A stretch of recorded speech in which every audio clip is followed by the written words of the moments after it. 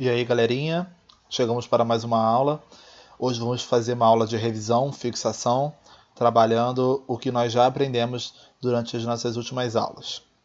Página 73 do nosso livro, caderno 1 do Sistema Max de Ensino.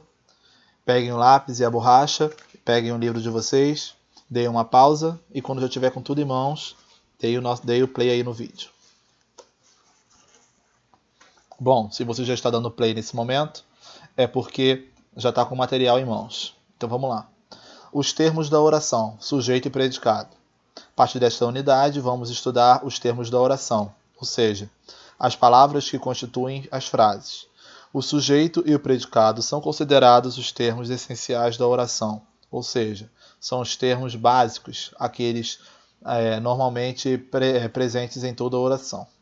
Aí nós estamos conceituando as orações. Sugiro que vocês leiam, tá? Essa página 73 tem a definição de sujeito e predicado. E logo aqui embaixo tem o primeiro exercício. Fazer a leitura? Leia estas duas orações e observe as diferenças formais entre elas. A peça da escola falava sobre nutrição. Muitos vegetais são fontes de fibras. Então preste atenção aí, ó. Sobre a forma verbal, nas duas orações, vamos assinalar a afirmativa correta. Nas duas orações, o verbo concorda com o sujeito, ou seja, ele é flexionado no plural. Os dois verbos aí estão no plural, falava e são? Não. Falava está no singular, né? B. Nas duas orações, o verbo concorda com o sujeito. A primeira no singular e a segunda no plural. Sim. Presta atenção, ó. Falava é sobre a peça da escola, o que a peça da escola transmitia, tá? O assunto era nutrição. Então, falava. Reparem que o sujeito está no singular, a peça da escola, senão seriam as peças da escola, tá? E a segunda oração nós temos, ó, muitos vegetais. Também está no singular. Desculpa, e aí está no plural. Muitos vegetais. Aí o verbo, ele também vai estar no plural. São, e não é. Ok? Estaria errado se fosse muitos vegetais fontes de fibras. Aí estaria errado. Então, de cara já marco a letra B, que a letra C está escrito assim, ó. Em nenhuma das orações o verbo concorda com o sujeito. Não, isso eu já provei a vocês que o verbo está, cada uma das orações o verbo está concordando com o sujeito. Falava e são. Está concordando com o sujeito a peça da escola e muitos vegetais. E de acordo com esses exemplos, podemos concluir que o sujeito manda no verbo, isto é, o verbo concorda com o sujeito em número e pessoa, ou o sujeito não mantém nenhuma relação com o verbo. Aí nós, obviamente, marcamos a letra A, porque o sujeito ele manda, entre aspas, né, no verbo. Ou seja, concorda, o verbo concorda com o sujeito. Então você percebeu nessas atividades que o sujeito estabelece com o verbo do predicado uma relação que determina a flexão da forma verbal. Essa relação é chamada de concordância nominal. O sujeito é o termo da oração que determina a flexão do verbo. Aí vocês vão fazer a leitura da página 74, tá? Explicando tudo sobre sujeito e predicado que nós vimos nas nossas videoaulas. E vamos lá para o exercício da página, também da página que nós já estamos, a 74. Leia o texto a seguir e responda as questões propostas. Temos uma tirinha da Mafalda. Observem aí. Não dá. Por mais que a professora explique, eu não entendo esse negócio de sujeito e predicado. É fácil, Miguelito. Se eu digo, por exemplo, esse lixo enfeia a rua, qual é o sujeito? O prefeito? Reparem aí que nós temos aí a tirinha fazendo uma crítica, né, política, né, na situação que está aí.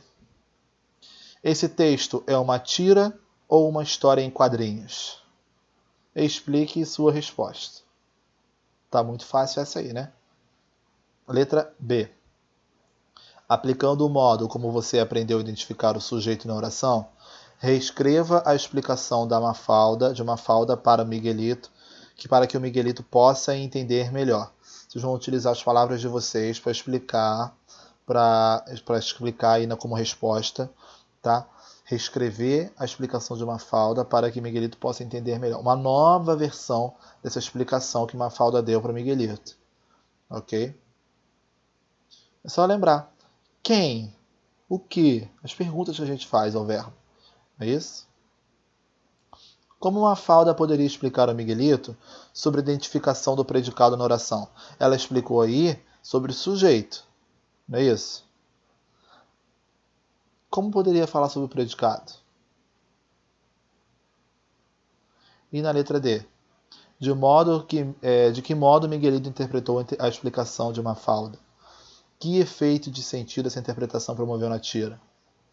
Ele levou ao pé da letra? E aí? De forma literal? A posição do sujeito em relação ao verbo, nós vimos também, da posição, que pode ser de ordem direta ou de ordem inversa. Aí tem a página para vocês fazerem a leitura, para tirar as dúvidas que surgirem, da página 75. Tem os tipos de sujeito, está aí, os determinados, indeterminados, está explicando detalhadamente também o que tem na nossa aula, nossa videoaula.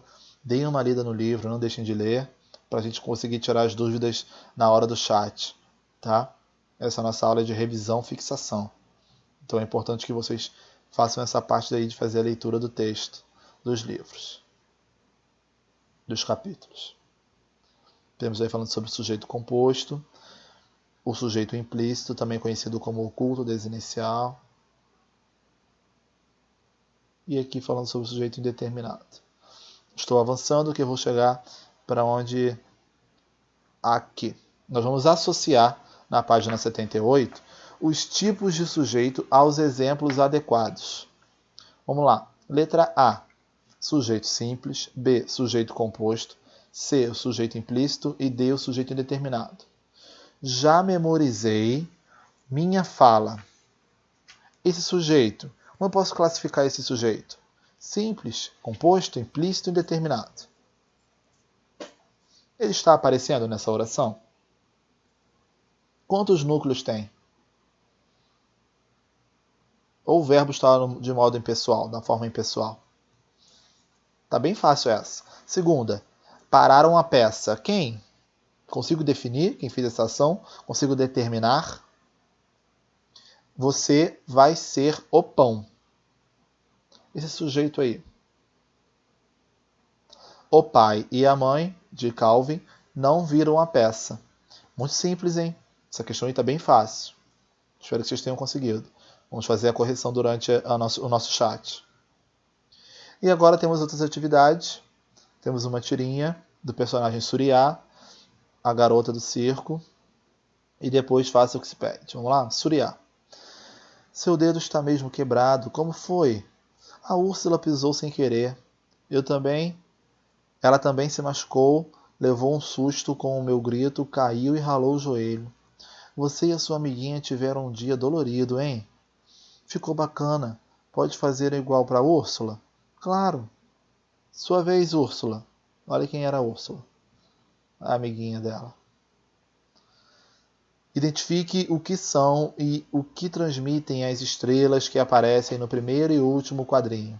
Essas estrelinhas indicam o quê? O que esse recurso indica na tira? Letra B. Identifique em que outro momento esse recurso aparece na tirinha e o que ele indica.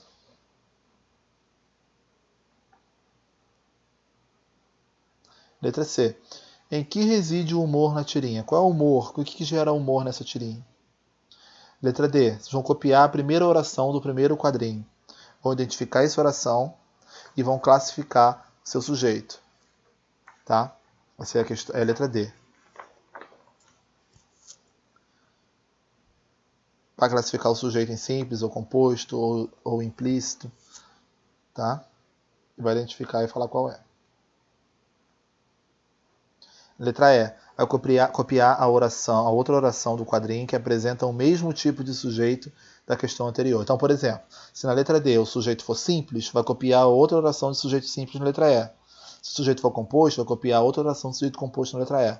Ok? E a letra F. Quantas orações existem no terceiro balão? Vocês vão olhar o terceiro balãozinho, tá? E vão ver quantas orações tem ali dentro.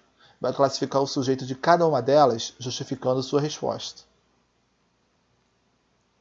Na letra G, em um balão dessa tira, há um enunciado com sujeito composto. Vai copiar a fala que ele aparece. Depois vai justificar por que ele está sendo classificado como sujeito composto. Tá bom? Porque possui quantos núcleos? H. O sujeito das orações ficou bacana e pode fazer um igual para a Úrsula? Tem a mesma classificação? Vocês vão ver sim ou não e vão justificar a resposta de vocês. Combinado? Espero que tenham gostado dessa nossa aula aí, tenham tirado algumas dúvidas. Não deixem de fazer as atividades para que daqui a pouco a gente possa comentar no chat. Combinado? Tchau, tchau. Valeu.